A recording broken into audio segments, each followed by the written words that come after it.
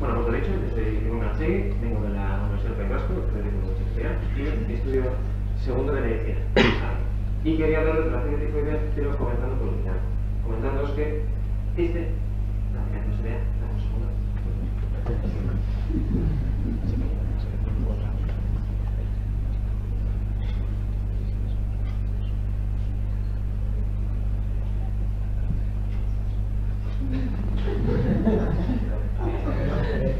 Vale, pues esto es al punto que quiero llegar. Y quería llegar porque es un ejemplo de lo que no tendría que pasarnos nunca en adelante. Y es que se malinterprete un hecho científico en la sociedad. Se nos lo digo, ya llegaremos. Fiebre tifoidea. Bien, lo primero, ¿qué es la fiebre tifoidea? Es un poco evidente pensarlo, pero es que la fiebre tifoidea no es igual al virus, ¿vale? Totalmente diferente de origen. Es una clase de salmonelosis. Pero decir que uno tiene salmonelosis no implica tener fiebre tifoidea. Es lo que tengo que aclarar. A nivel de causas, la bacteria, bueno, si buscamos nombres de bacterias que tuviesen parecido con tifoidea, encontraríamos unos cuantos. Solamente los dos de arriba van a ser causantes de fiebre tifoidea, aquella clase concreta de salmonelosis. Van a ser Salmonella typhi y Salmonella parasitica. Los dos de abajo, Rickettsia typhi y Rickettsia prowazekii serían responsables, uno de los responsables del tifus. Y Salmonella enteritidis y Fimurium de esa salmonelosis de tipo gastroenteritis. Lo he dicho, las dos de arriba van a ser las más importantes en la sala de este momento. Y en la aclaración hablamos de serotipos, no de género y especie. Serían los serotipos Typhi y Paratici de la subespecie entérica del género Salmonella y la especie entérica. Simplemente una aclaración. Entonces, la primera que encuentra el microscopio, ¿qué estaría cogiendo? Con una definición gran, simple, estaría viendo un bacilo negativo, flagelado, flagelado lo vimos con otra comparación.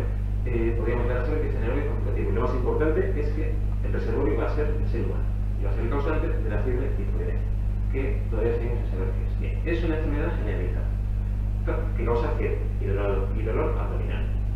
Se debe a la ingesta de alimentos y agua contaminados. Por eso, hoy en día, en nuestra sociedad no tiene una incidencia tan grande como puede tener otras partes del mundo. Una incidencia, por cierto, nada de señal, 21 millones de casos al año y 230.000 muertes entre esos casos. Una de estas enfermedades olvidadas, por así decirlo, porque debido básicamente a falta de higiene. El periodo de incubación va a ser de 3 a 21 días. Y vamos a tener, como siempre, una gran variedad de síntomas posibles, de signos. De arriba abajo serían de lo más comunes a menos común, pues cefalea, fiebre prolongada, anorexia en el sentido de falta de hambre, no una anorexia nerviosa que diríamos de ese trastorno psicológico. Llevaríamos después a estos, incluso al final en los síntomas menos comunes tendríamos la diarrea y el estreñimiento, por lo que sea contradictorio, pero en realidad pues, variaría en cada caso. De hecho, los de arriba los más importantes. En cuanto a signos, ahí los tenemos también. El epistaxis el sangrado de la nariz era muy importante antiguamente para distinguirla del tifus, porque se supone que es algo que no puede sentir y sigue la fiebre tifoidea. Si avanzamos en la infección, el enfermo al final acabaría llegando a tener por un lado una hemorragia digestiva y luego síntomas de tipo neurológico. Por ejemplo, una meningitis, un síndrome de Guillain-Barré, que es un tipo de trastorno óptimo. Y lo más importante de la salmonelia, insisto, de 1 al 4% de los pacientes permanecen portadores de esta Salmonella typhi o Paratici, que, como decía, la llevará de forma se transmitirá dentro de la orina algunas veces. La vía de contagios fecal. Entonces, ahora sí que vamos. Nueva York, en principios del siglo pasado. ¿Listo? Ahí estamos, en Times Square. Y es una foto que no nos refleja para nada lo que era Nueva York en aquella época. Nueva York era algo más así. Era un montón de gente que migraba a Nueva York en busca de aquel sueño americano, intentar crear su propia vida, en fin, desarrollarse como persona. Y eso que implica muchísima gente hacinamiento. Y además unas condiciones de vida francamente malas. Dentro del siglo, la mayoría había sociedad industrial, unas condiciones de vida pésimas, de higiene nula y hacinamiento, que es lo que al final nos acaba llenando es digamos, unas condiciones perfectas para esa Salmonella typhi y Paratici para que se desarrolle.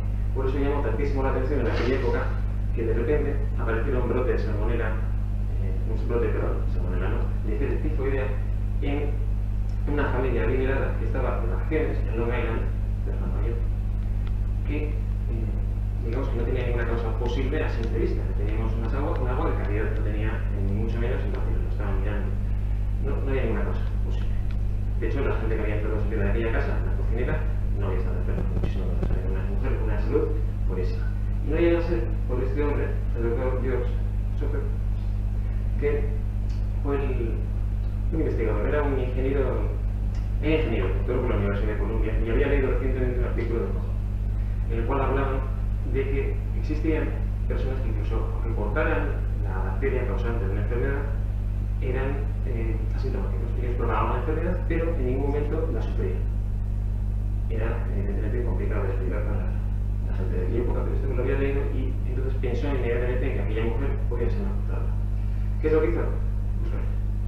Buscar. Y al final resultó ser Mary Meadow, la cocinera, la que efectivamente tiene la bacteria. Pero para saber que tenía la bacteria, ¿qué tuvo que hacer? Bueno, conseguir muestras. En aquella época, por ejemplo, del siglo anterior, la ética, la relación médico-paciente no era lo más sutil que pudiésemos decir. Entonces, el doctor lo primero que hizo fue llegar y pedirle directamente a una mujer sana que por favor le diera muestras de sangre, heces y orina para ver si tenía una bacteria que estaba propagando sin que ella estuviese enferma. Imposible de explicar para la sociedad de aquella época, y menos para una persona sin ningún tipo de formación científica. Se negó. ¿Qué es lo que hizo? Recurrir al Departamento de Salud del Estado de Nueva York, que consiguió que esta mujer de aquí, en su época, doctora, y acompañada por otros 5 policías, se llevara a Mary detenida para que le diese las muestras. Ellos estaban convencidos, el doctor le propuso las razones al departamento y ellos dijeron que sí, efectivamente, visto el papel de Koch, visto todo, pues que tenía muchas probabilidades de ser la causa. Esto de aquí, todo esto es una imagen de la película que hicieron después del personaje en cuestión. Y esto de aquí. Lejos de coger las muestras y acabar el asunto y asegurarse que era la causa, viendo que era un peligro que circulaba y siendo el primer caso, lo que hicieron fue aislarla 3 años en un hospital para tuberculosos. No estábamos de acuerdo, evidentemente, y llegó a denunciar al servicio de sanidad diciendo que ya verdaderamente no era imposible que fuera la causa, que ya no estaba enferma, que no podía ser que tuviera racismo porque era irlandesa, y bueno, era de origen irlandés, era cocinera, no sé cómo sabía hacer en aquella época. Por ello, este es el hospital que estuvo, era para tuberculosos, las condiciones, pues, ¿cuál fue el problema? Que el asunto saltó a la prensa.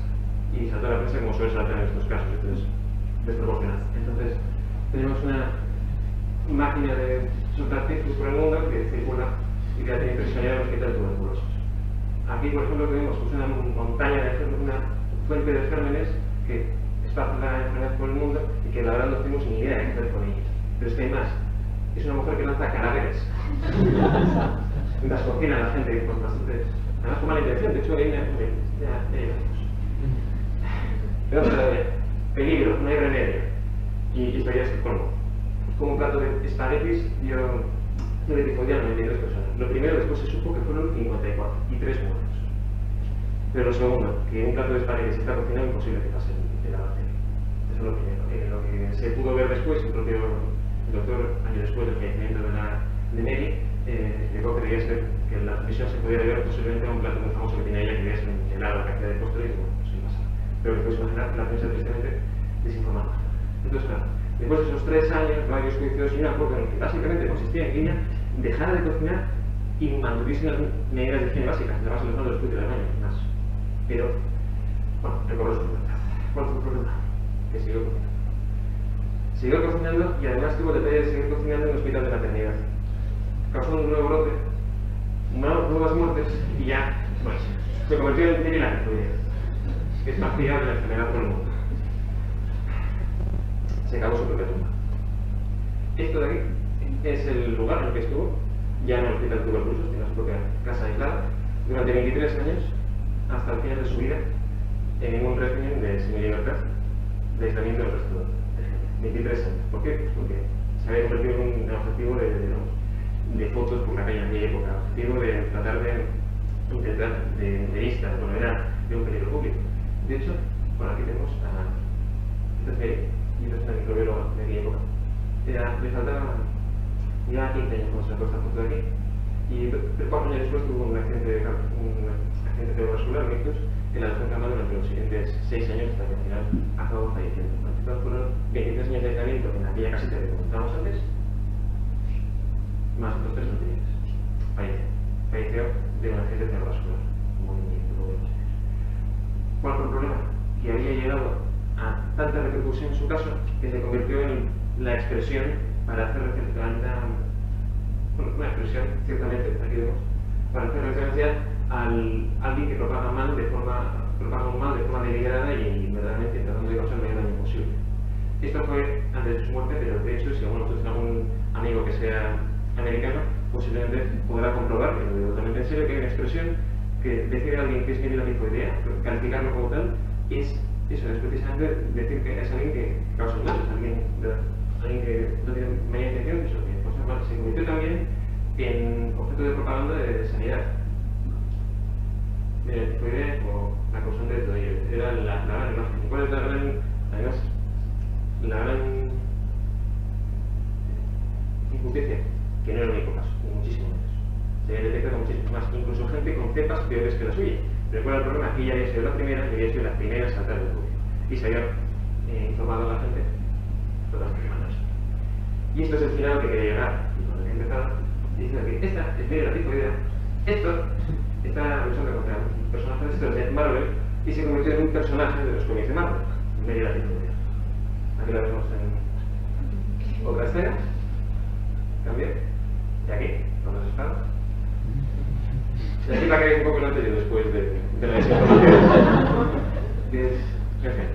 es lo malo de publicar las cosas malas. Que se acaba creando rumores que no son ciertos. Eso es todo. Muchas gracias.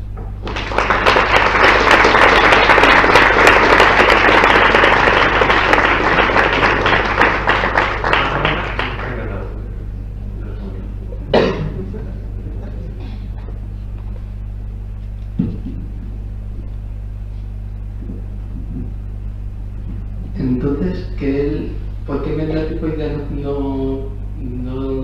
la razón por la que ella no caía enferma y sin embargo propagaba la enfermedad?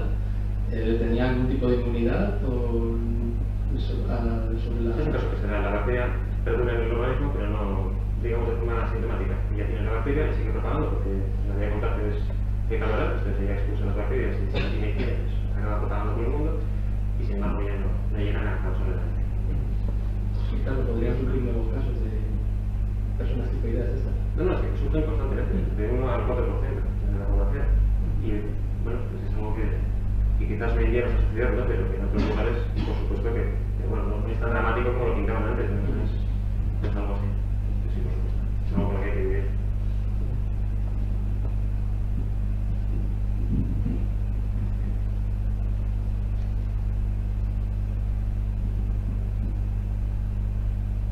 ¿Alguien más pregunta?